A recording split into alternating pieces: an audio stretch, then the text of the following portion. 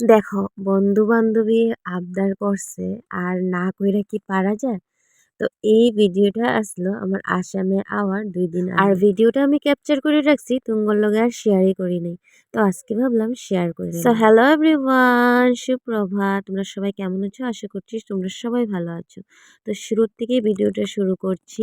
কারণ দেখো সবাই আবদার করলো বাচ্চারা আর আমার বন্ধু-বান্ধবীরা। কারণ একদিন ১ম আমি যখন মোমো বানিয়েছিলাম তো সবাই আমাকে বলছিল যে, "আমাকেও খাওয়াবি, আমাকেও খাওয়াবি।"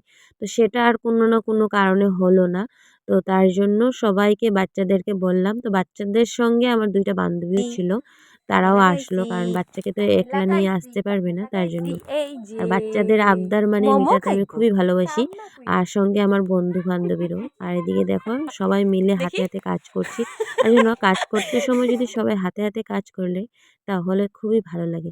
১ম এ বানিয়ে নিলাম মোমোটা বসিয়ে এদিকে চাটনিটা বানিয়ে নিয়েছি। কারণ চাটনি না বানালে আর ভালো লাগে না।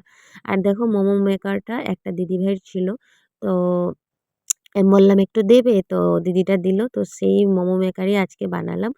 আর দেখো সবাইকে প্লেটে করে বেড়ে দিচ্ছি মোমোটা। আর আমি এতটাই হ্যাপি ছিলাম মানে এই দিনগুলো আর কখন পাবো জানি না। এই মুহূর্তগুলা অনেকটাই আমার স্পেশাল ডে এগুলা ছিল। কারণ অনেক ফুর্তি করেছিলাম নাগাল্যান্ডে। আ জানো তো এই ফুর্তিগুলো না আমার মানে একদম ফেসবুকে ক্যাপচার হয়ে থাকবে। আর সবাইকে দেখো দিলাম আর বাচ্চাগুলো এতটাই খুশি হয়েছে মোমো পেয়ে।